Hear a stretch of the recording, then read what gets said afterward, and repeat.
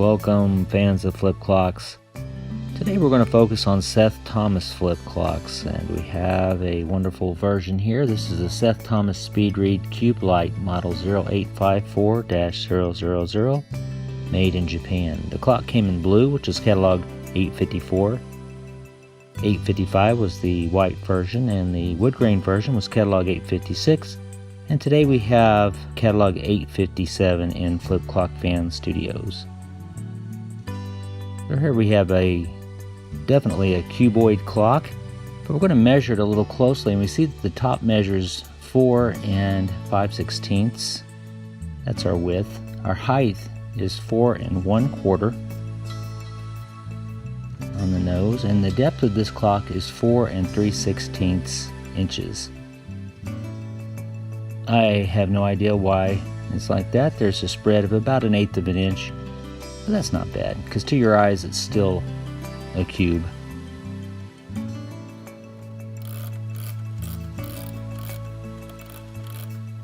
It's a nice flipper, seems to be of good quality. So I'd like to take a little bit of time to talk about the Seth Thomas Clock Company. Seth Thomas began to make his name in the clockmaking business in 1813, but Thomas didn't formally incorporate the Seth Thomas Clock Company until 1853. The company went on to become a premier U.S. maker of a variety of high-quality clocks, including long-case clocks, mantle, wall clocks, and tabletop clocks that are now highly collectible. In 1930, the holding company General Time Instruments Corporation was formed to unite Seth Thomas Clock Company with Western Clock Company. In 1968, General Time Instruments Corporation was bought out by Tally Industries, and the name changed to General Time Corporation in 1970. Clocks from this period may have labels or boxes reading Seth Thomas, a Tally Industries Company, or Seth Thomas Division, General Time. In 2001, General Time ceased operation and was acquired by the Colibri Group. In 2009, the Colibri Group came under the ownership of CST Enterprises, and production of clocks was discontinued, ending the era of true Seth Thomas clocks. Modern-day clocks branded Seth Thomas are produced for CST Enterprises by another clock builder. These will often display the Seth Thomas name followed by established 1813 on the clock face. So as you see, I'm trying to get the back of this clock off, and what I have to resort to here is some Gorilla packing tape. Just some clear tape, and save yourself a lot of time. There's metal inserts in there, been pressed into there to hold the back of the clock on. So our first look here, we see this kind of motor. We're going to talk a little bit about that. I'm not happy to see that, but it is what it is, and there it is. Not much room to wiggle around in there. This knob pulls straight away. No banding or anything on there. Now, the first time I pulled it off, it was stuck. Just had to give it some firm, steady pressure. Okay, to get the mechanism out, obviously you remove the screws here.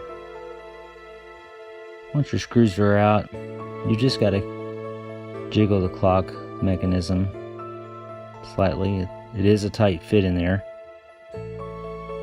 This base is kind of getting in my way, and the cord's holding me up. You see the cord has been knotted around a post in there as a way to secure the cord.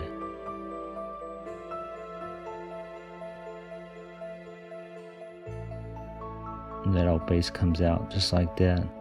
If you look here, the front of the clock is secured by 4 screws. Nice they didn't glue it in, because if you need to, you can take that out and clean the clock face. That's much appreciated.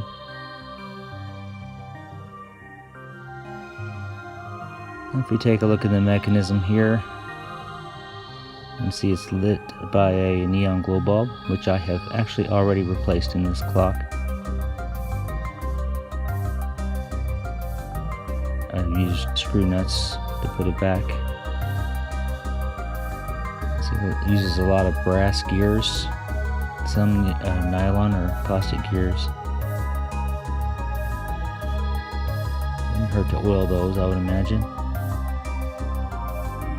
And we've got this motor.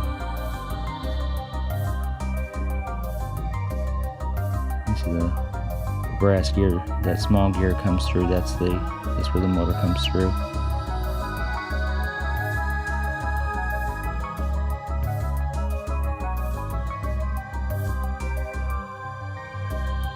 Now that screw there, do not take that off unless you really want a challenge, because that'll pull that whole post out, and this post here will come out to the right, and you'll have a really fun time trying to get the numbers to line up again. So I did do that, but I'm not going to do it again. So I'd advise you to leave that screw alone.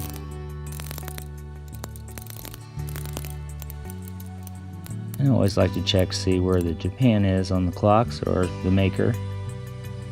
We're at whatever it is, Singapore, Hong Kong, or Japan. It'll be on one of the numbers. Here it's on the 00. And there's that motor. What it is, it's fully encased. There's no oiling that motor. It's completely encased like a tin can. And the reason I don't like it is because if something breaks down in there, it's going to be almost impossible to fix. I would dare say it's impossible. The back of the motor fitting into this electronic structure, which creates an electromagnetic field which spins the whole thing. There's like a flywheel in there. But besides that, very well made clock, and I'm glad it's part of the Flip Clock Fans collection. Well, thanks for taking the time.